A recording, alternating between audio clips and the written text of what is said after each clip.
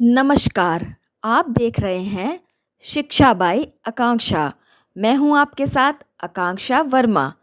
तो चलिए शुरुआत करते हैं आज की कहानी की, जिसका शीर्षक है चतुर किसान और कुआं। एक गांव में मोहन नाम का एक मेहनती किसान रहता था।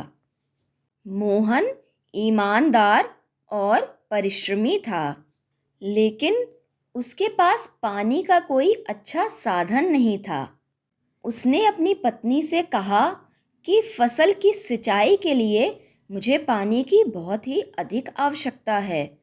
उसकी पत्नी ने कहा कि गांव के कुछ लोग कह रहे थे कि गांव के धनी सेठ रमेश के पास एक कुआं है जिसको वह बेचना चाहते हैं। क्यों ना आप उनके घर जाकर इस बारे में बात करें। मोहन ने अपनी पत्नी से कहा कि मैं कल सुबह ही सेठ जी के घर जाकर उनसे बात करता हूँ। अगले दिन मोहन सुबह सुबह ही सेठ जी के घर चला गया। सेठ जी के घर जाते वक्त रास्ते में मोहन सोच रहा था कि अब मेरी परेशानी का हल हो जाएगा। मोहन ने सेठ जी से कुएं के बारे में बात की। सेठ ने मीठी मीठी झूठी बातें बनाते हुए मोहन से कहा कि यदि तुम मेरा कुआं खरीदना चाहते हो तो मैं तुम्हें कम कीमत पर इसे दे दूंगा।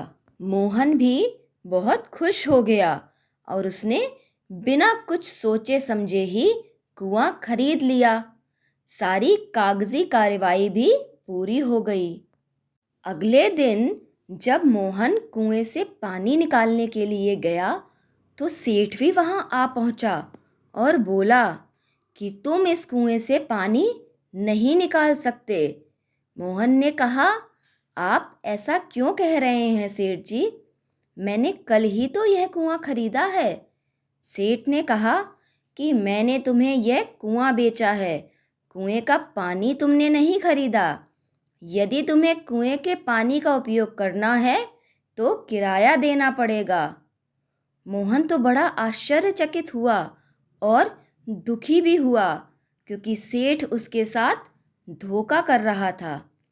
इसलिए वह अपने गांव के सरपंचों के पास गया और सेठ रमेश की शिकायत करी।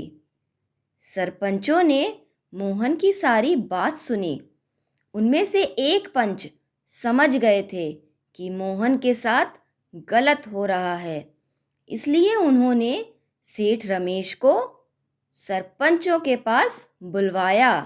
मुखिया जी ने बड़ी चतुराई के साथ सेठ रमेश से कहा कि यदि आप कहते हैं कि कुएं का पानी आपका है और आपने मोहन को केवल कुआं बेचा है, तो इस हिसाब से कुआं मोहन का हुआ और आप अपना पानी मोहन के कुएं में नहीं रख सकते हैं। तो आप तुरंत ही कुएं से अपना पानी निकाल लीजिए। सेठ रमेश मुखिया जी की बात सुनकर चौंक पड़ा। वह समझ चुका था कि वह अपनी ही चाल में फंस चुका है। सेठ को अपना दावा छोड़ना पड़ा और मोहन को कुएं के पानी पर पूरा अधिकार मिल गया। मोहन ने राहत की सांस ली और खुशी खुशी अपने खेतों की सिंचाई करने के लिए कुएं के पानी का प्रयोग करने लगा और मुखिया जी को मन ही मन धन्यवाद दिया। इस कहानी से हमें यह सीख मिलती है कि चालाकी और बेईमानी से किसी का भला नहीं होता। धन्यवाद।